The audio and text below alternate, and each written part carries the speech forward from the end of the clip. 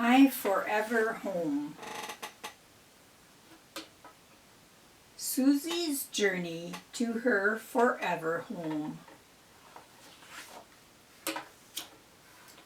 Susie opened her eyes and looked around. 5 identical balls of golden fur lay curled up nearby in their snug spot under the stairs at Farmer Neudorf's house in Saskatchewan, Canada. Susie snuggled close to them contentedly. "This is my forever home," she murmured as she fell asleep. Susie did not know that Farmer Neudorf had put an ad in the newspaper that said, "Golden Retriever puppies for sale." That night, a grandma and her daughter jumped into the car and drove down the long gravel road to buy Susie. After a long drive, they saw some lights in the distance. 2 beautiful big golden retriever dogs came bounding up to the car, wagging their tails. "We would like a little girl puppy," said the grandma. Farmer Neudorf reached under the stairs and pulled out a very cute little puppy. It was Susie. "Ah," said the daughter. "Ah," said the grandma, "Susie is perfect. We want to adopt her." The grandma and her daughter cuddled Susie close and took her on the long ride into the city. They stopped in a parking lot and put Susie down on the hard cement. She was so scared. She crawled under the big car and sat there, trembling. Soon they arrived at a big house where the grandma's 3 grandchildren lived. The children loved Susie. "Sit, Susie, sit," they said, and the tiny puppy sat down and waited for a treat. Susie was happy again and thought, "This is my forever home." But one cold winter day, the children sadly put Susie in a pretty red kennel. They put Susie's favorite blanket and toys in there with her. Then they drove to the airport.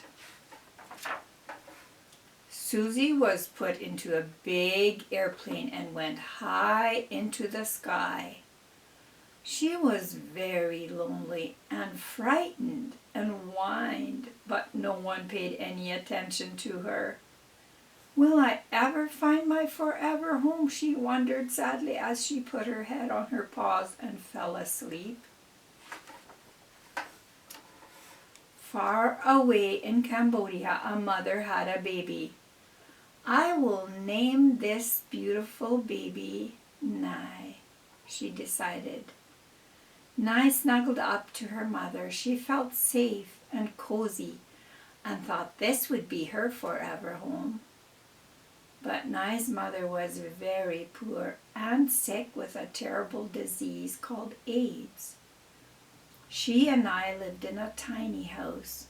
Then one day her mother got very sick and could not work.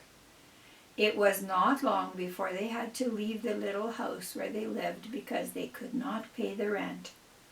They had to live and sleep beside the street. Every day Nai had to beg people for money so that she and her mother could have something to eat. She slipped into restaurants and crept up to people who were enjoying their food. "I am hungry. Please, give me some money for food," she would say with a sad face. Sometimes someone would smile at her and give her a few pennies.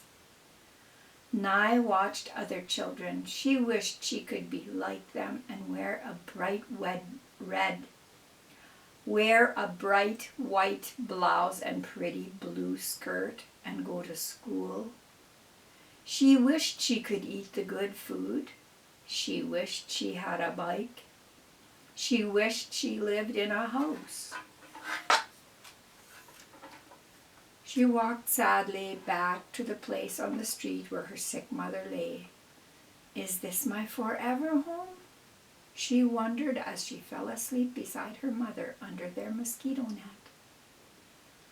Susie landed someplace very, very hot. She saw coconut palm trees, beautiful temples, and people who looked different from any she had ever seen before. Susie was in Thailand. A man lifted up her kennel and put it in a big storage room. Then he walked away. "Oh, I hope this is not my forever home," said Susie. In Cambodia, Nai woke up and got ready to go out to beg again. She was dirty and hungry and sad. She looked up and saw a woman walking down the street toward her. The woman looked at Nai and her sick mother. "Would you like to come stay in a hospital?" she asked.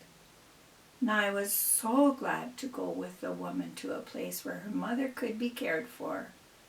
"Maybe this will be my forever home," she thought hopefully as she lay beside her mother on a clean, comfortable bed. After a few days, the woman said, "This is a hospital, so this isn't a place where a little girl can live. I want to take you and your mother to another place." The woman helped Nai and her sick mother into a car and drove them out of the city past rice fields and water lily ponds. Nai wondered where in the world they were going. After a while, Nai came to a big sign that said, "Rescue Orphanage." Nai was afraid to see so many strangers, but soon she heard kind words. A smiling lady named Sokan showed her a little thatch house with a tiled roof where she and her mother would stay. Nai and her mom were given pretty clean clothes to put on. Nai's eyes sparkled when she saw her white blouse and blue skirt. She knew then that she was going to be able to go to school like the other children. There were many other children who welcomed Nai and showed her around her new home. Nai made friends. She did not have to spend all day begging for money. Then Grandma from Canada came and smiled at Nai. The same Grandma who had bought Susie.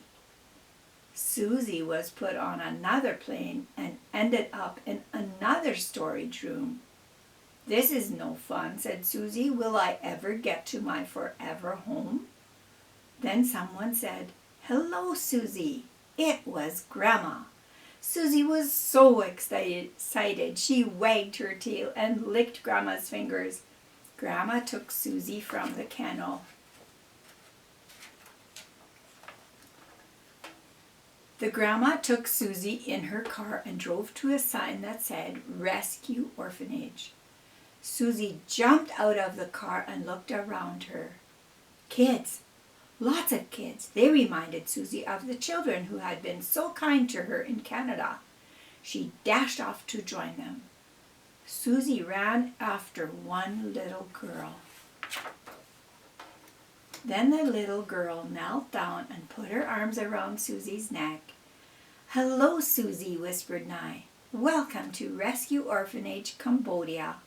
Welcome to our forever home."